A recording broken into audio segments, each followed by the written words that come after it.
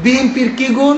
৯ মাসে ১৫০ খুন, সাদা নেয় পল্টনে, চলে যায় লন্ডনে। আসসালামু আলাইকুম রহমতুল্লাহ। প্রিয় দর্শক, রিসেন্টলি আপনারা শুনেছেন বিএনপির একজন নেতা সালাউদ্দিন চৌধুরী তিনি চরমোনাই ইসলামী আন্দোলন বাংলাদেশকে নিয়ে কিছু কটাক্ষ করে কথা বলেছেন। চরমোনাই ইসলামী আন্দোলন বাংলাদেশকে চরের দল বলে তিনি কটাক্ষ করেছেন। উচ্চকক্ষ অনুপাত চাই, অনুপাত ছাড়া নাকি বাংলাদেশে নির্বাচন হবে না। যারা এই কথা বলছে তারা একটা চরের দল। এছাড়াও অনেকগুলো মন্তব্য করেছেন যে বিগত ফ্যাসিস্ট আমলে নাকি চরমোনাইরা হাত পাখা দিয়ে আওয়ামী লীগকে বাতাস করেছে। যারা 16 বছর আওয়ামী লীগের সাথে ছিল, আওয়ামী লীগের সমস্ত নির্বাচনকে বৈধতা দেওয়ার জন্য হাত পাখা দিয়ে বাতাস করেছে। আওয়ামী লীগের আন্ডারে নাকি তারা নির্বাচনে অংশগ্রহণ করে আওয়ামী লীগের নির্বাচনের বৈধতা দিয়েছে।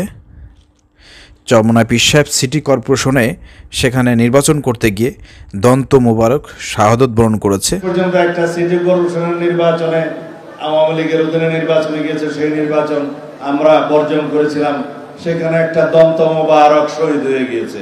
এই ধরনের কিছু বাজে মন্তব্য চরমোনাই পীর সাহেবদেরকে নিয়ে করার পরে চরমোনাই পীর সাহেবরাও সালাউদ্দিন চৌধুরী এবং বিএনপিকে কঠিন জবাব দিয়েছেন। প্রিয় দর্শক, বিশেষ করে চরমোনাই পীর সাহেব ফয়জুল করিম তিনি খুব মারাত্মকভাবে বিএনপিকে জবাব দিয়েছেন। প্রিয় দর্শক, আপনাদেরকে একটা ছোট ভিডিও ক্লিপস আপনাদেরকে এই ছোট ভিডিও ক্লিপসটি দেখানোর পরে বিএনপি যে আগামী নির্বাচন ফেল করতে পারে 2008 সালের মতন তার একটি সম্ভাবনা রয়েছে, সেটা আমি আপনাদের সামনে ফাঁস করবো। অতএব ভিডিওটি শেষ পর্যন্ত দেখেন, অনেক কিছু জানতে পারবেন। প্রিয় দর্শক, চলেন প্রথমে চরমোনাই পীর সাহেবের বক্তব্যটি আমরা শুনে আসি। 2001 থেকে 2005 পর্যন্ত শুধু আমরা দেখেছি খাম্বা কেস। কি কেস? খাম্বা মনে আছে তো? কারেন্টের খাম্বা কেস, ট্রান্সফার কেস, হাওয়া ভবন, কত ভবন আমরা দেখেছি। এখন আমরা কি শুনতেছি? বিএনপির কি গুণ? ৯ মাসে ১৫০ খুন, সাদা নেয় পল্টনে, চলে যায় লন্ডনে। শুনি, এটা আমার বক্তব্য না, বক্তব্য আমার না, এটা পাবলিক বলতেছে ভাই, বক্তব্য আমার না। আচ্ছা ভাই বলেন তো, আপনার নেতা এত ভালো, তাই মিলিটারির ওই সময় মাজা ভেঙে দিয়েছিল কেন আপনার নেতা? আপনি বলুন, আমার বক্তব্য না, কিন্তু আমার মন খারাপ করিয়েন না, রাগ করিয়েন না। যদি এতই ভালো ফেরেস্তা হয় তা আর্মিরা মাজা ভাঙছিল কেন? আপনারাই তো বলছেন। বিএনপির হাজারো লিডারদের মুখে বক্তব্য শুনেছি, আমার লিডারের মাজা ভেঙে দিয়েছে, তারপরে লিডার এখনো আছে, তা মাজা ভাঙছিল কেন? এই প্রশ্নের জবাব দিবেন। প্রিয় দর্শক, আপনার বক্তব্য শুনলেন। চরমোনাই পীর সাহেব কয়েকটা পয়েন্টে কথা বলেছে। তো বিএনপি যদি চরমোনাই পীর সাহেবদের বিরুদ্ধে কথা বলে, তাহলে চরমোনাই পীর সাহেবরা যে বিএনপিকে ছাড় দেবে না তার একটা নমুনা আমরা দেখতে পাইলাম।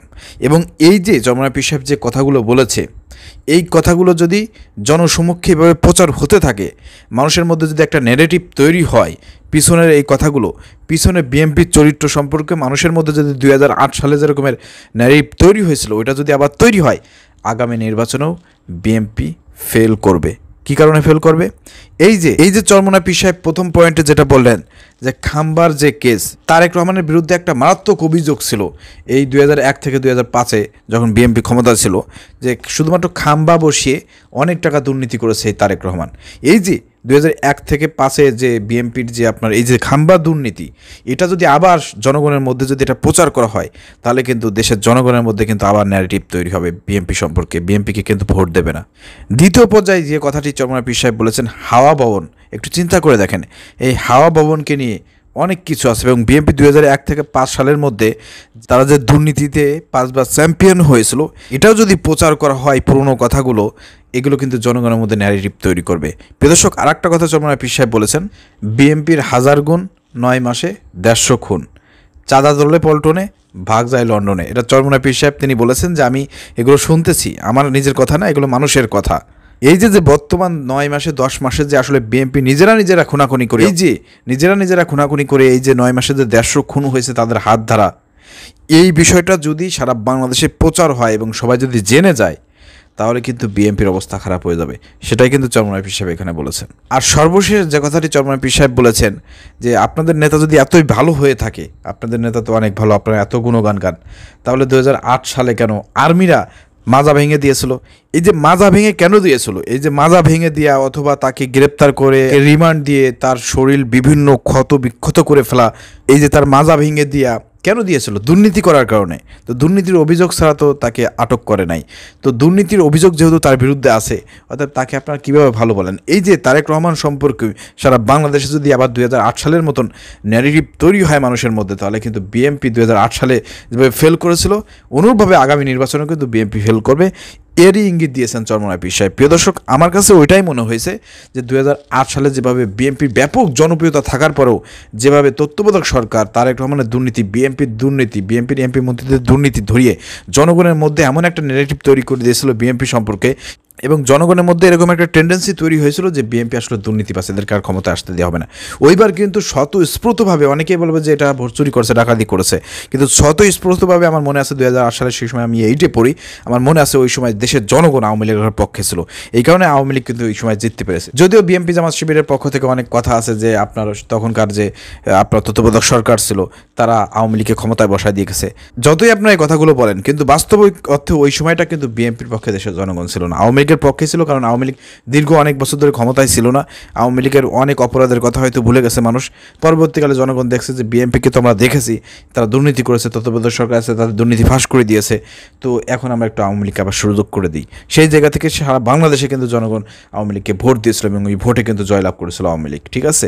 তো সেই জায়গা থেকেই আবারও যদি এই ন্যারেটিভটি তৈরি করে দেওয়া যায় জনগণের মধ্যে বিএনপি সম্পর্কে, পুরনো বিষয়গুলো যদি আবার তুলে আনা হয়, তাহলে কিন্তু বিএনপির পরিণতি খুব ভয়ানক হবে এবং আগামী নির্বাচনে বিএনপি ফেল করতে পারে। এবং যেহেতু এবার জামাত শক্তিশালী, চরমোনাইও শক্তিশালী, দুই দল এক হচ্ছে, ইসলামী দলগুলো ঐক্যবদ্ধ হচ্ছে, সেই জায়গায় সারা বাংলাদেশের মানুষ যদি ইসলামের পক্ষে ভোট দেয়, বিএনপির কিন্তু 12টা বেজে যাবে। বিএনপি মনে করতেছে তারা ক্ষমতায় আসবে, আওয়ামী লীগ যেহেতু নাই বাংলাদেশে, আমরাই তো বড় দল, আমরাই ক্ষমতা চলে আসবো। কিন্তু মনে রাখতে হবে ইতিহাস বারবার পুনরাবৃত্তি হতে পারে, ঠিক আছে?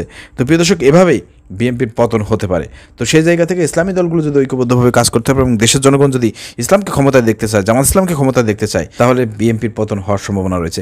সেই জায়গা থেকে বিএনপিকে একটা পরামর্শ দেবো, এই যে জামাত শিবিরের বিরুদ্ধে লাগেন না, জামাত শিবিরদের বিরুদ্ধে লাগবেন যত আপনাদের ভোট কমতে থাকবে, ঠিক আছে? অর্থাৎ জামাত শিবিরের বিরুদ্ধে লাগে আপনাদের কোনো লাভ হবে না।